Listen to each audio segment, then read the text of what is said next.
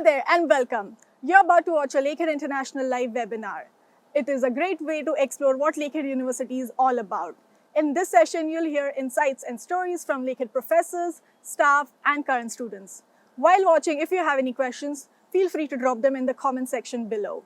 For now, let's dive in. So hello everyone and welcome. Thank you so much for joining us today for yet another Lakehead International live session.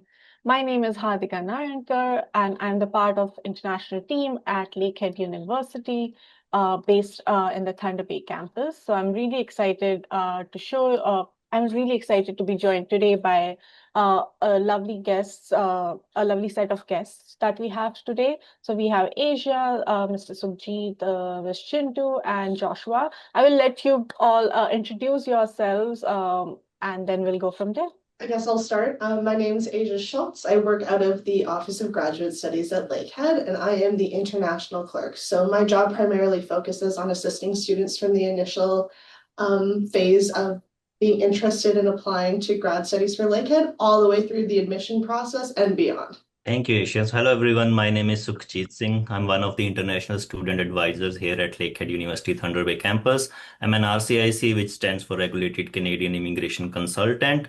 In simple words, I am licensed to provide you advice on immigration topics. We are a team of 5 immigration advisors here at Lakehead University, 4 in Thunder Bay, 1 in Aurelia, and we are here to support you throughout your journey as a student. Thank you, everyone, for joining us today. Hi everyone, my name is Chintu Thompson. I am an international student advisor as well, similar to Sukhjeet. I'm also a RCIC located in the beautiful Thunder Bay campus. Like Sukhjeet said, we have a great team here supporting you during your time at Lakehead University. Together with our team, we'll be here for you from the beginning of your journey until your graduation day. We look forward to welcoming you soon in Canada. Thanks for joining us today. I'll pass it to Joshua. Hello, everybody. My name is Joshua Sanchez. I'm the International Recruitment Officer for the America region. It is so nice to meet you. It's exciting to be here. So basically, I am in charge of supporting the students. They're still exploring and discovering Lakehead for all the American region and supporting their application and their transition to becoming students at our institution. Thank you so much for all those introductions. So today we have a lot to cover. We'll be discussing about graduate life in Canada, immigration, work, as well as family. So before we begin, let me walk you through what we'll be covering today. We'll start with a quick overview, also followed by a look at our graduate program options and some important immigration updates. We'll also be discussing about planning your transition, whether you're moving alone or with family, and also guide you through setting up your life in Canada. You'll learn about work opportunities, what life as a graduate student looks like, and the supports available to help you succeed here at Lakehead University. And finally, we'll be opening the floor for a live Q&A to answer your questions. So let's just kick things off with an overview of Lakehead University. We are a public university, a public institution in Ontario, Canada, with 3 distinct locations, one in Thunder Bay, Aurelia, and then a specialized STEM hub in Barrie. But what really sets us apart isn't just geography, it's the strong sense of community that you're going to find here. Life at Lakehead goes far beyond sitting in class and just taking notes. So it's about engaging, it's about connecting, and also really becoming a part of something bigger, whether that's with your professors, your classmates, or just a broader community around you. A feature that makes Lakehead especially unique is our commitment to undergraduate research. So at many universities, research opportunities don't come until later in your degree, so even at graduate level. At Lakehead, students can dive into research as early as their first year, giving them the hands-on experience right from the start. Now, while rankings are not everything, but they do help paint a picture of where we stand. So here are a few highlights of what we are proud of. We are ranked top 3 in Canada for research in our category. Times Higher Education recognized us as the #1 university in North America among schools with under 10,000 students. And we are consistently in the Maclean's top 5 in Canada in our category. So even though we are considered a smaller university, our impact in research and student achievement is anything but small. Another thing that students often talk about is our class size. So instead of sitting in just big lecture halls with hundreds of people, Lakehead offers a much more personal learning experience, wherein our student to faculty ratio is 15:1 in Thunder Bay and 13:1 in Aurelia, which means that you'll have the chance to really engage, just ask questions, and build strong connections with your professors. And of course, finally, like everyone's curious about the outcomes after graduation. The numbers speak for themselves. 96.2% of our graduates are working within 2 years, which is actually higher than the Ontario average of 94.1%. That tells us that our students are leaving here confident and also prepared for what's there to come next. So as you can see here, Lakehead University offers a wide range of graduate programs across multiple faculties. These include business, natural resource management, health and behavioral sciences, engineering, education, law, science and social sciences and humanities, science and environmental studies. And we also have recently added the Paris STEM Hub, which expands our offerings even further. So if we move to the slide, you will see a full list of graduate programs across all faculties. On our website, you can explore details such as program structure, mode of delivery, intake terms, and some other key information that's going to help you make an informed decision that aligns with your academic and career goals. So our website is one of the best tools available to you as you explore your options ahead. Now, for the next slide, I will let our immigration advisors take over. Thank you, Hardiga. Okay, so I will share some key 2026 immigration updates from IRCC. Some excellent news for all of you, our graduate students, actually. So for you as master's or PhD students, the study permit cap doesn't apply to you anymore. This means your application won't be limited by the national cap on study permits. That's an excellent news. Also, you do not need any PAL or provincial attestation letter with your study permit application. This makes the application process simpler and really faster for you. You can proceed with the study visa application as soon as you receive that letter of acceptance from the university. So you don't need to wait for that additional step of obtaining your provincial attestation letter. In the past, students had to do that. So starting 2026 January, you don't need to worry about that. So just get that offer letter and then continue on with the application form or application process for the IRCC right away. The other one is there's faster processing for our PhD students or doctoral students and their families. So these are only for eligible family members. So family members meaning your spouse, common law partner, your children, like that. So that is a family member category for IRCC. So if your family members are applying together, so when you're as a PhD student, you're applying for your study visa and your family members are applying together with your application, there's a chance that your application will be eligible for faster processing. So make sure you apply together. So if you apply by yourself, then your family members are applying later, this will not be applicable. So just keep that in mind. So you make sure that your family members are included in your study permit application, submit their application together with yours, and it could be eligible for a faster processing. Jintu, I would also like to highlight over here that these changes to study permit policy show that once again, the Canadian government has affirmed the value of a degree, in particular a graduate degree from a public university like Lakehead. Okay. With that being said, I will let you take over the next slide again. Thanks, Radhika. So I will take over now. So I will just discuss briefly with everyone, like if you want to bring your dependent, what's the eligibility and what are the requirements for that. So graduate students are at an advantage here as well, because if you want to bring your spouse and common law partners, and if you are enrolled in a master's program of 16 months in length or any PhD program, you will be eligible to apply for open work permit for your spouses. As it's mentioned on the screen, please make sure that your master program is at least 16 months in length or longer. Any PhD program is fine because those are longer than 16 months anyway.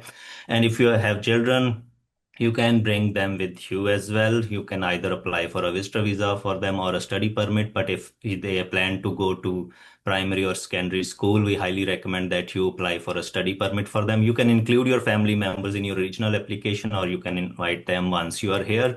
But please be mindful that if you're adding your family members to your initial application, your financial requirements will change. For single applicants, you need to prove that you have $22,895 in addition to tuition fee, of course, for your living expenses. But if you're adding your family members, then this requirement will change. We will share the link in the chat so that you are aware of these requirements.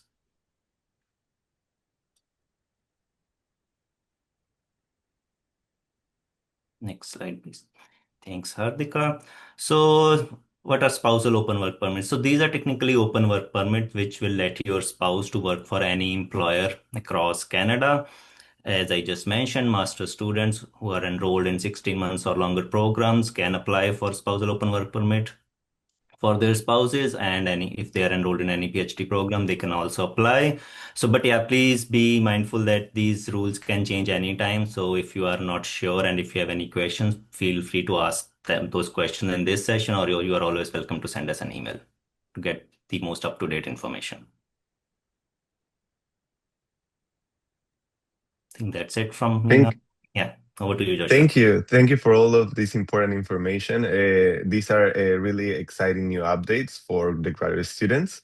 For students who are coming to Canada with their families, it is important to know that graduate students are allowed to bring their dependent children with them, as they mentioned before. Children can generally access public education, healthcare, and a range of community services, just like other residents in Canada. There are also childcare and preschool options available in the community. However, there can be a wait list, especially for younger children. So planning ahead is something really important. Early preparation really makes a big difference. The sooner families start looking into schools, childcare, local supports, the smoother the transition tends to be once they arrive into Canada. Next slide, please.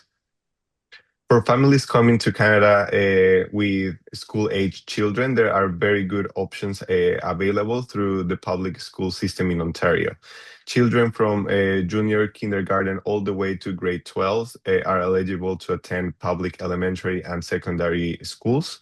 The school's placement is based on where you live. So children must attend the school within the school zone of your home address, either in Thunder Bay, Aurelia, or Barrie.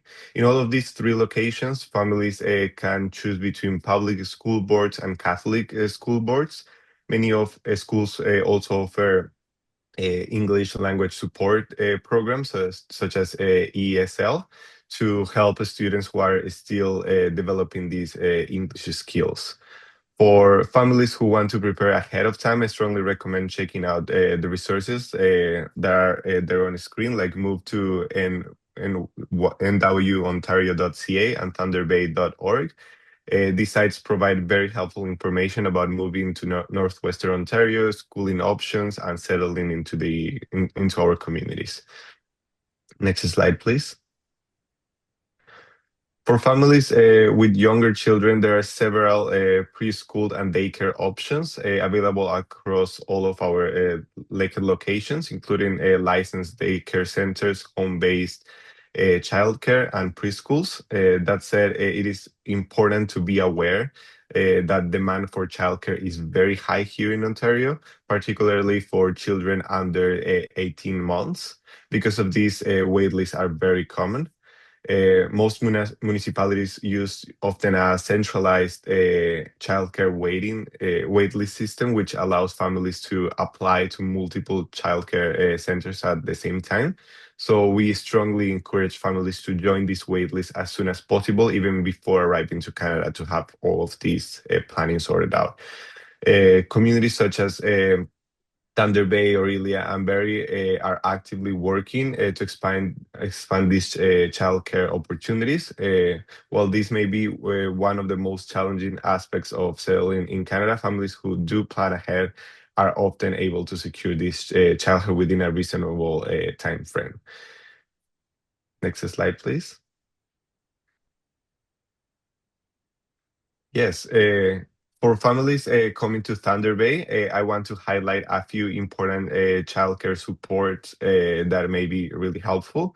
So here on campus, Lakehead University is home to the Nana Bijou Childcare Center.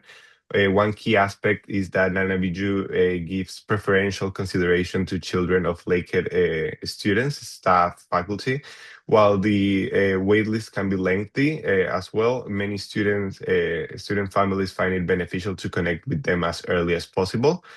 In Thunder Bay, in general, childcare registration is managed through the One List Child Care Registry.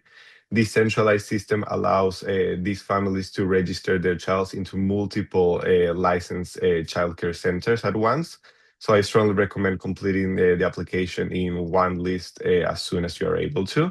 Once you have applied through this list, you can then contact the Nana Bijou Childcare Center directly by either phone or email and ask about availability and next steps. Next slide, please. There we go. So one aspect many students and their families ask about is what everyday looks like beyond the classes and beyond campus, right? So I want to take a moment to talk about the community and family life around Lakehead and their communities. So across all of our 3 locations, usually they're very known for being safe, family friendly, and communities with access to parks, recreation centers, and usually essential services as well. So in Thunder Bay, for example, many families choose neighborhoods near Boulevard Lake or the Current River Greenway. These areas offer extensive parkland, walking and biking trails, a lot of nature around it, playgrounds that support an active outdoor-oriented lifestyle, especially during summer, spring, and fall. In Aurelia, the West Ridge area is especially popular for families. It is known for being safe as well. And there are a lot of nearby schools in that area. There's access to healthcare, and there's a strong community feel, especially in Aurelia because it's a smaller community, along with convenient shopping options as well. In Barrie, we have a Bayshore neighborhood. That is another great example. There are a lot of quiet residential areas in over there, and there's waterfront access. There are parks, hiking trails, which make it very appealing for families who enjoy nature and outdoor activities. For cultural and spiritual connections are also very well supported. So across all of these locations, students and families can find places of worship, representing a wide range of faiths. So for example, in Thunder Bay specifically, this includes, we have at the Thunder Bay Masjid, the Vedic Cultural Center, we have the Arrow River Forest Hermitage, we have a Buddhist monastery as well, meditation centers. So there is all of this support for places of worship. In Aurelia and the broader Simcoe County region also offers churches and faith communities that support a spiritual life and cultural connection. When it comes to family activities, each city offers regular events, and I always recommend staying updated with each city's website. Uh, because all of these events usually bring the community together. It has a really nice environment. So Thunder Bay, for example, hosts the Canadian Lakehead exhibition. Aurelia has the farmers market that has been there for a very long time, and they have food, crafts, music, and other stuff. And our community in Barrie has a Kempen Fest that is one of Ontario's largest waterfront festivals that features children activities and live entertainment. Um, Day-to-day life is also very manageable. So families have easy access to major grocery stores like Walmart, Costco, Superstore, as well as these farmer markets, pharmacies, banks, libraries. So a lot of these services. So these community spaces really make easier for the students to settle in with their families and feel connected. So in general, all of these communities are known for being a very welcome atmosphere and with a strong sense of community. Usually, students and their families tell us that they feel supported, that they feel safe, comfortable building a life here while pursuing their studies, because not everything is studies, of course. We can proceed to the next slide. Yeah, so now I want to explain a little bit more about setting up the life in Canada. So first, I would like to talk about housing and accommodation options, more specifically here in our Lakehead University community. So we offer on-campus residence both in Thunder Bay and Aurelia, and also in our Barrie STEM Hub location. So this includes usually the traditional resident halls, as well as apartment style and townhouse options.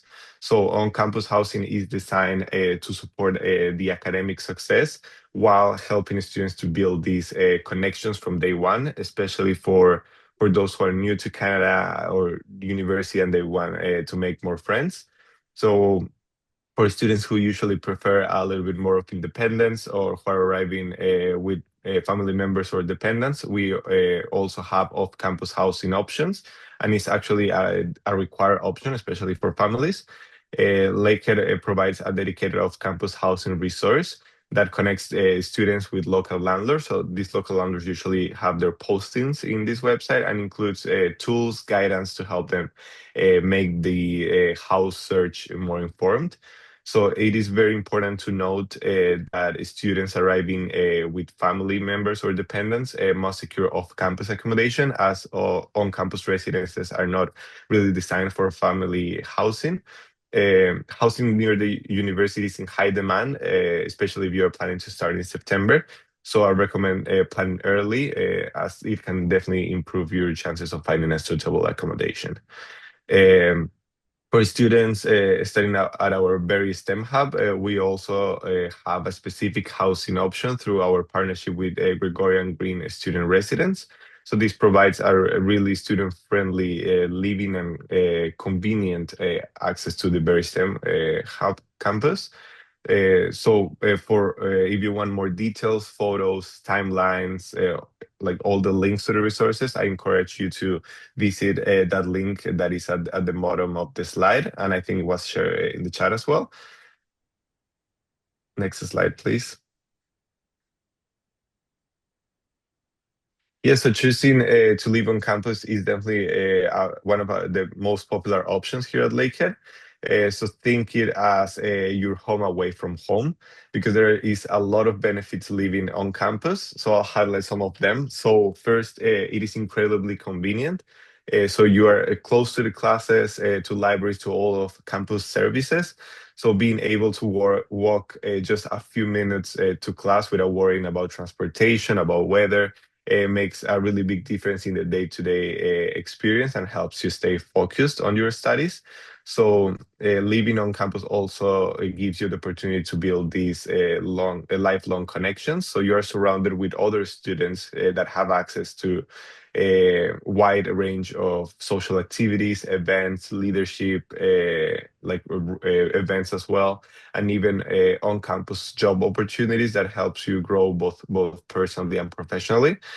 Another major benefit is the flexibility and support. On-campus housing usually includes flexible meal plan options that makes daily life easier, as you can adjust your studying here in Canada. And finally, campus residences are safe and secure with dedicated staff and security services, which give the students the peace of mind. Next slide, please. There we go.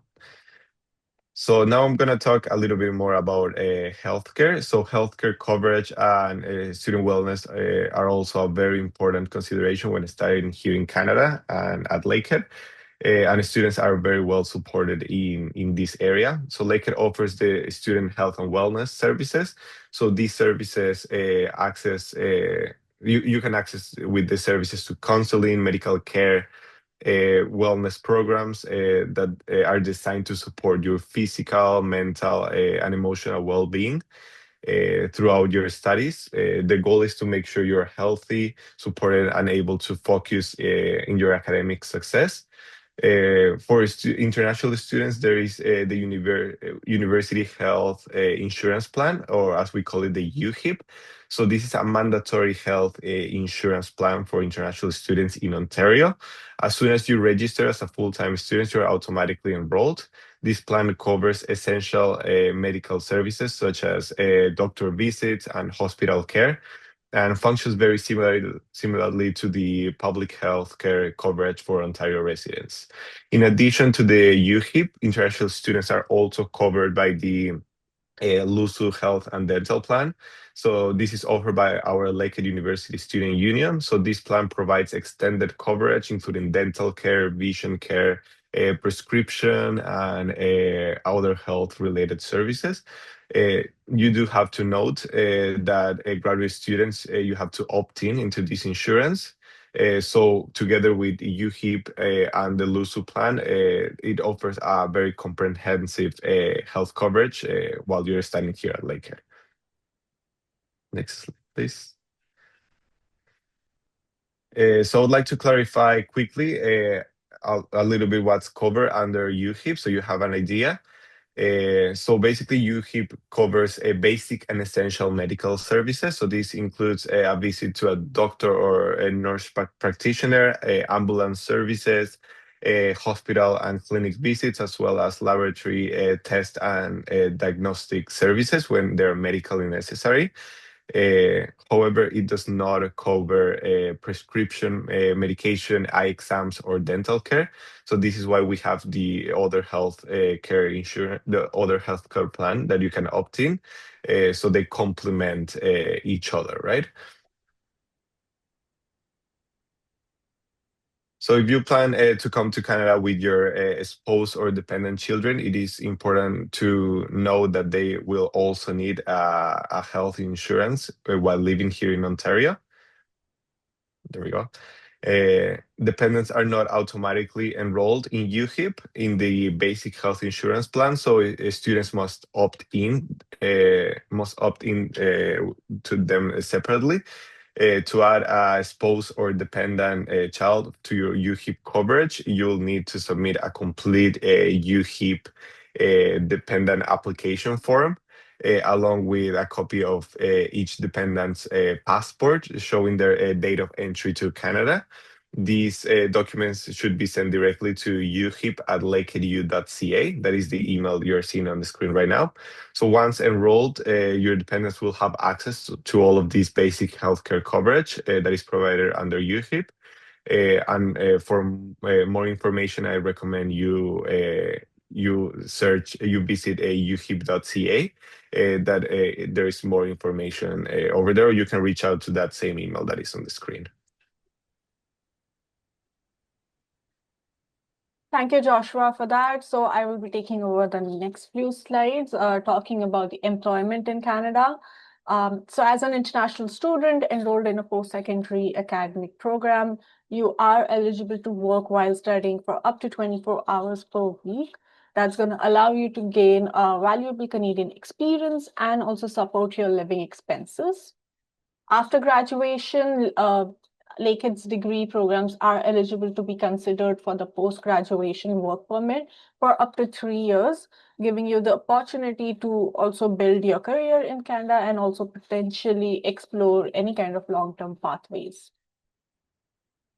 Now, one of the big questions students often ask is, what kind of career support will I get at Lakehead? So we do offer a wide range of services, from career advising and resume building to interview preparation and skill development. So we also have an exclusive job bank just for Lakehead students.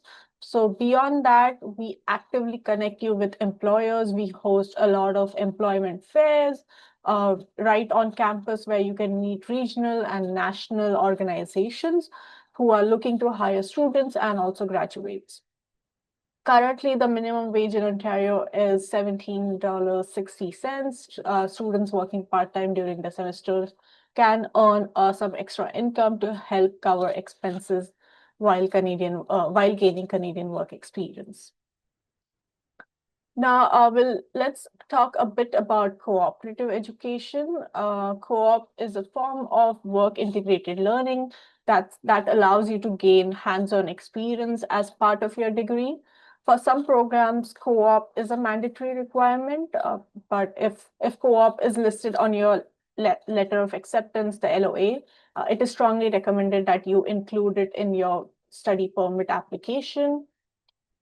International students must also apply for a co-op work permit to be eligible to work in these roles. So please note that the co-op positions are typically approved after you have completed at least your first year or the first 2 semesters of your studies. So for the future slides, I will let Asia take over talking about the graduate student life. Thanks, Hartika. So graduate student life comprises a fair amount at Lakehead. So I'm going to cover supervisor relationships, graduate coordinators, graduate student association or the GSA, grad spaces, our graduate newsletter, research and innovation week for the Thunder Bay and Aurelia campus. Next slide, please. So most students that come as a thesis or project-based student for our graduate studies will have a supervisor that will be overseeing their time here as a grad student. So it's really important to build a relationship with your supervisor just because they are the ones that are leading your education essentially. So one of the best first steps is to determine your own expectations and your supervisor's expectations. Make sure that they align or that you're at least clear with each other so you know how this working relationship is going to be going forward. So we encourage you to have a meaningful conversation with your supervisor. Some examples of how you can kind of initiate this or start the ball rolling is ask them how often they should schedule regular check-ins or meetings, whether or not they would prefer once a week, twice a month. It really just depends on the workload, how much they feel like they want to guide you or need direct supervision. Either way, that's something you can definitely negotiate with them. Definitely ask them what a preferred method of communication is. A lot of supervisors will prefer emails just because of their own workload, but you can always see if they're open to having like face-to-face meetings, maybe even Zoom sessions, Teams, over the phone. There's definitely a variety of ways that you can connect with them.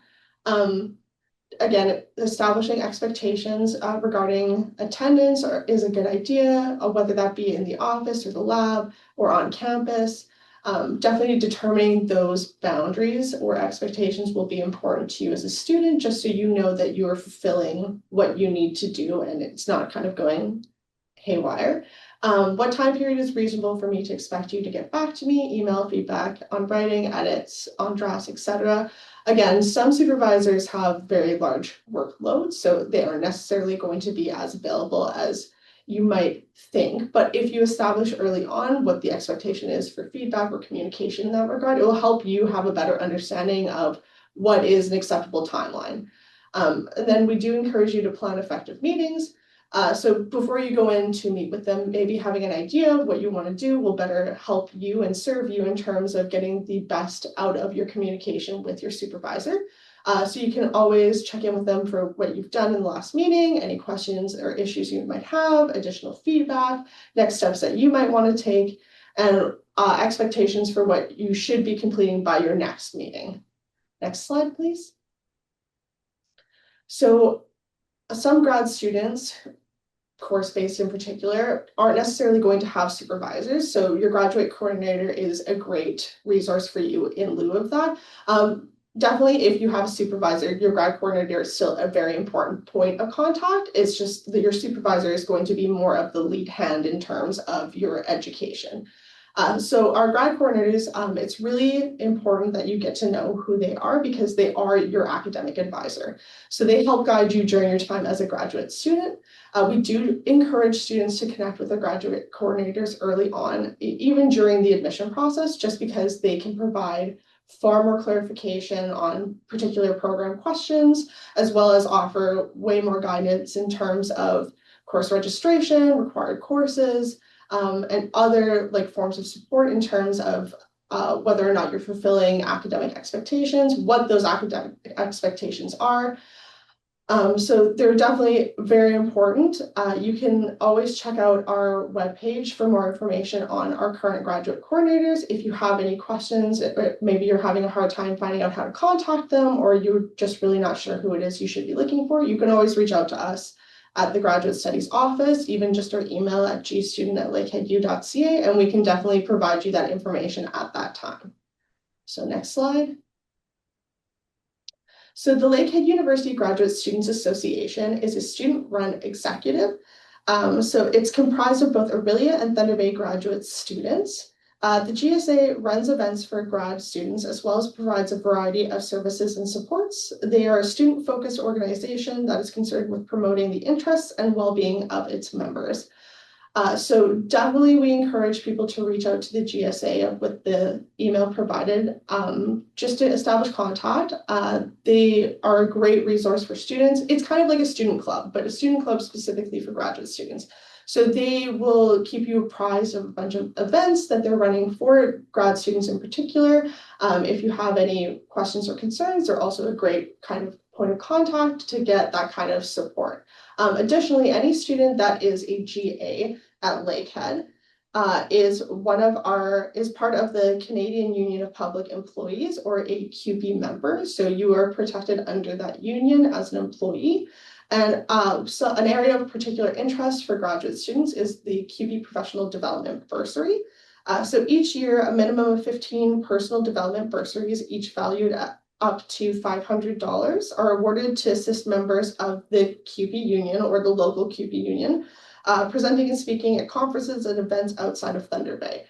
So the link at the bottom of this slide will take you to that webpage, which will provide you with more information on how to qualify and apply for this bursary. I would definitely recommend checking it out. It's a great resource for anyone who is wanting to kind of go outside of Thunder Bay and present their research, kind of make more connections in that regard. And this can help you as a financial assistance. Next slide, please. So graduate spaces on campus. So at the Thunder Bay location, we have an area that we call the Grad Lounge, which is FB 2002, which is located in the Cases building of our campus. So this is a large open space where grad students can work and rest. It's even just a good meeting point for graduate students to come and convene at. We also often use this area to host graduate student events, such as the Faculty of Graduate Studies welcome events that we usually put on every fall and winter. And then for the Orillia campus, graduate students have access to room OA 3007 while they are on campus. Sorry, next slide. So every month, the Faculty of Graduate Studies releases the Graduate Studies newsletter. So this newsletter contains important information for graduate students. You should receive this letter via email, but it can also be accessed through our social media accounts as well as our Lakehead webpage. So this newsletter often highlights upcoming events for grad students, as well as other important information, such as important dates, friendly reminders about upcoming deadlines, and then upcoming events as well, or opportunities for grad students. Next slide. So one of the best opportunities for grad students at Lakehead is our Research and Innovation Week. So this is an annual event that showcases research, innovation, and creative work across Lakehead University. We definitely encourage grad students to participate if at all possible, just because it's a great way for them to kind of get exposure in terms of presenting their areas of research or other creative projects, and having an opportunity to participate in creative competitions with the chances of winning certain prizes or awards. So we have 3 different grad events in particular. We have the 3MT, the GradFlix, and the Graduate Student Poster Conference. So the 3MT, or our 3-minute thesis, is a national competition for thesis-based graduate students to present their scholarly and creative activity and its wider impact in 3 minutes or less. And then the GradFlix is a competition that has graduate students presenting a 1-minute creative video showcasing their research. And then the graduate poster presentation invites grad students to present their research via posters in competition with their program colleagues. So all great ways to kind of give you a platform to present your research and share it with your colleagues or the other faculty or research members of Lakehead University and the wider community. So the opportunities for grad students is also to present their research to faculty and peers, join workshops, seminars and panels, network with researchers and industry partners, and learn from guest experts in your field. Next slide.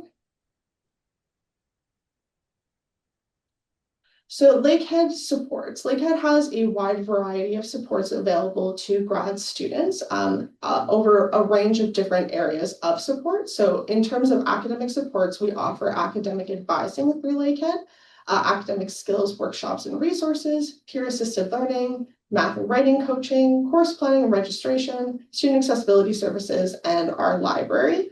And then in terms of health and wellness, we have a medical clinic, a naturopathic doctor, and personal support counseling. And then other supports that we offer on our campuses are the Office of Human Rights and Equity, off-campus housing, the ombudsperson, and security services.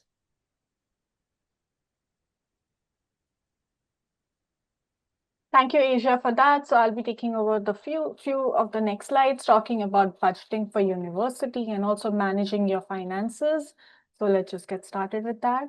I am going to walk you through each of these cost categories, but the first thing I want to point out is the cost estimator tool that you can see on the top right corner of the slide. Just scan that QR code, and this is a tool that we have created a few years ago, and it is really extremely helpful for understanding what a full year of study at Lakehead actually looks like. The estimator will ask you a few simple questions, such as whether you are an international student, which program you're applying to, and whether you plan to live on or off campus. And based on your responses, it will provide a detailed estimate of your annual costs down to the dollar. So we put a lot of effort into being as transparent as possible when it comes to costs. So this tool is designed to help you plan properly before you arrive in Canada.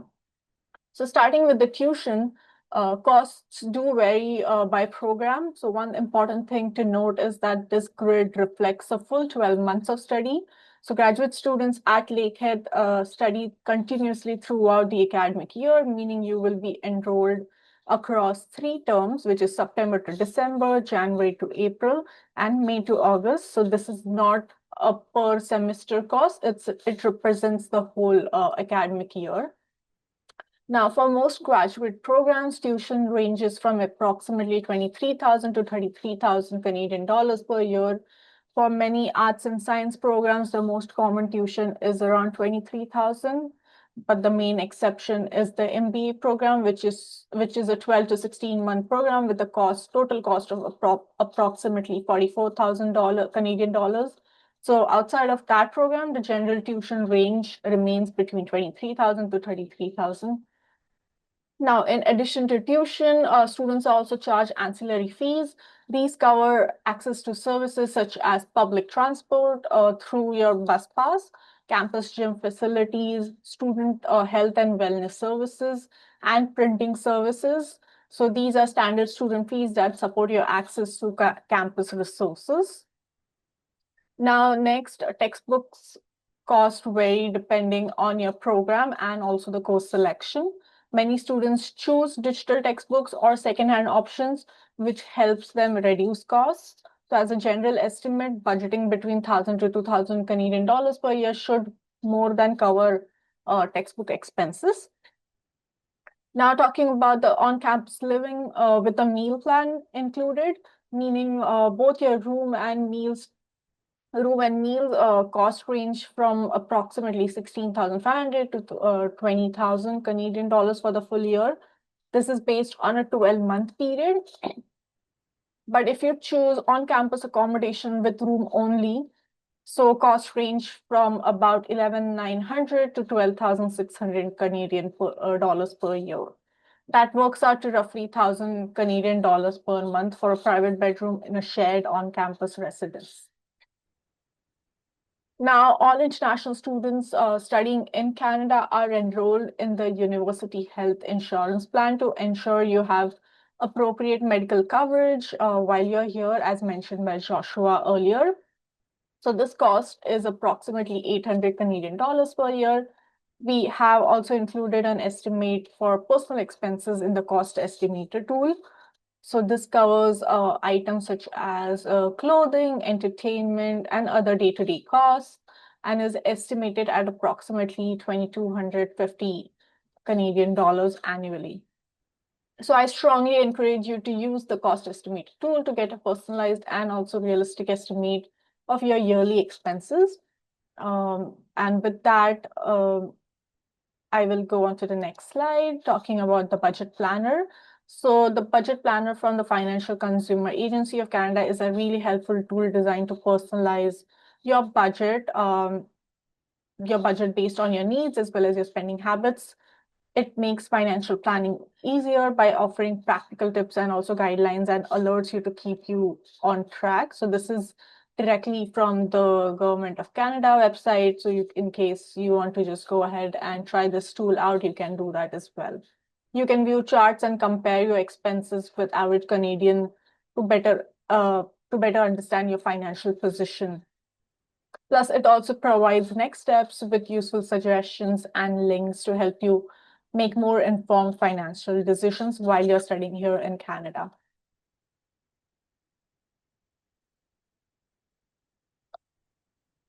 Okay, so now the next slide, I will let Asia take over and talk more about graduate funding. Thank you, Hartika. So with our funding, most offers of funding will come at the same time that you receive a formal offer of admission. So the funding that generally you would receive at that time, if you are going to receive it, would be a graduate assistantship, which is essentially an employment contract with Lakehead University to perform important work for supervisors or professors in your program to assist them with that, which you will get paid for.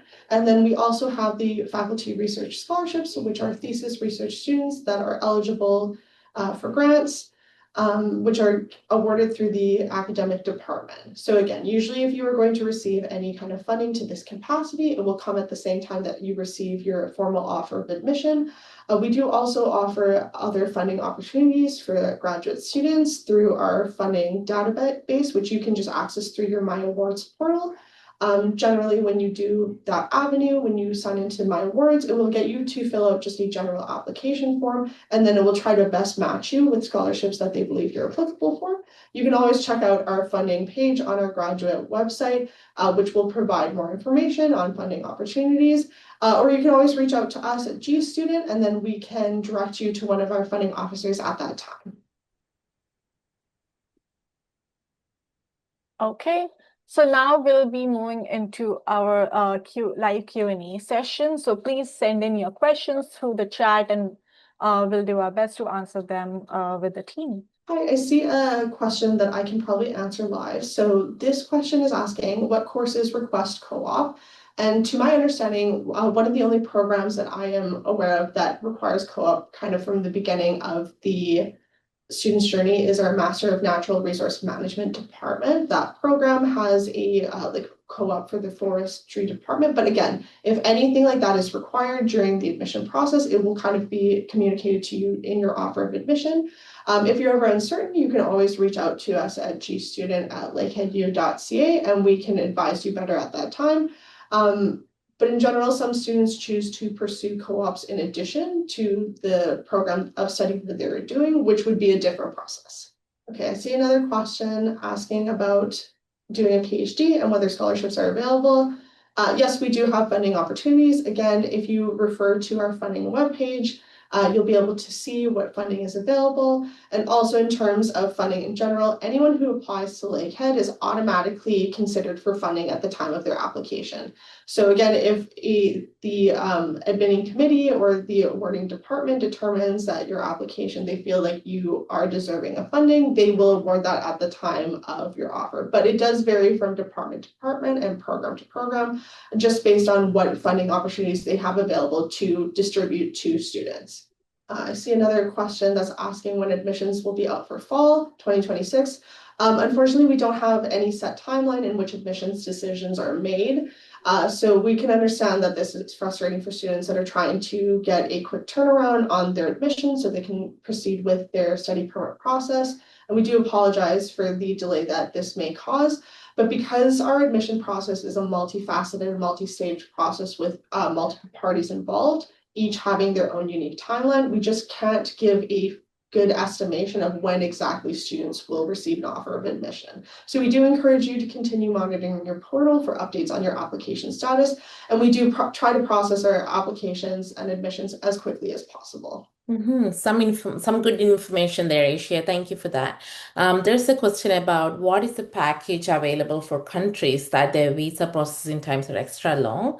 I'm not quite sure what you mean by the package, but what I would say is, like Asia said, we don't really have the particular timeline for the admissions when you will receive that offer kind of thing. So what I would suggest is if you're from a country with an extra processing time or the longer processing time for the study visa, plan ahead and then apply to the university well in advance and then submit your application taking into consideration of that lengthy processing time. That's the best way to do it. For example, if your country has an 8-month processing time, I mean, that's really long, but 8-month processing time, I would say start making plans around like a year or 12 months in advance, just so your application is not so your application is processed on time.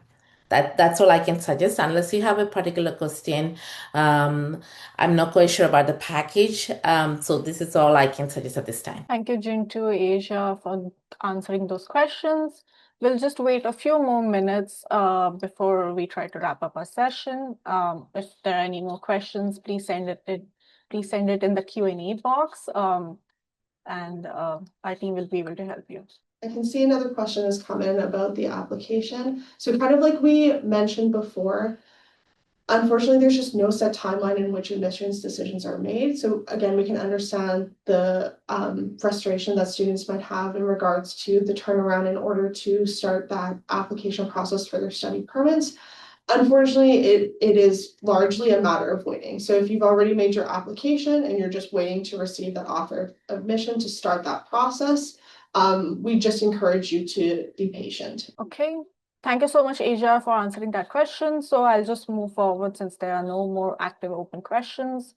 So yeah, that brings us to the end of today's session. Thank you so much for joining. And I would like to give a special thank you to all the guests today who have joined us and shared their expertise and also shared their insights. So thank you so much, everyone. I do see a question though. Asia, would you like to answer that? Yeah, sure. Okay, so from what I'm gathering, you're just asking if you need to send in your transcript through email. So yes, we can accept transcripts through email, but it must come directly from the granting institution. Again, if you've applied with multiple previous institutions or previous educational backgrounds, you're not necessarily going to need to submit official documents for all of those institutions. So that's why we generally encourage students to hold off on sending official transcripts until they receive a formal offer of admission. Once you receive your formal offer of admission, it will make it clear which of those institutions we require the official documents from. But yes, if you want to have them sent via email, we can accept that as long as it's coming directly from the granting institution. And please note that any emails that we get containing documents that are Gmail accounts or like Yahoo accounts, we don't consider as official because we can't verify that they're coming from the institution. So we encourage students that are going through that avenue to make sure that whatever email the institution is using is directly affiliated with that institution so we can verify the legitimacy of that documentation. Okay. Yeah, so that brings us to the end of our session. So I would like to wrap up today's session by letting you guys know if you have any questions or just want to connect with us further, feel free to reach us out on social media. We're there on YouTube, Instagram, and Facebook under Lakehead International. That's where we post all about our upcoming events, scholarships, any kind of behind the scene content, and also the current students' life at Lakehead. So thank you again so much for joining. And with that, let's just wrap up our session. Thanks for watching. If you have any questions, feel free to drop them in the comment section below. You can connect with us on social media. You can find us at Lakehead International on Facebook, Instagram, and YouTube. We hope to see you in our next live webinar. Bye for now.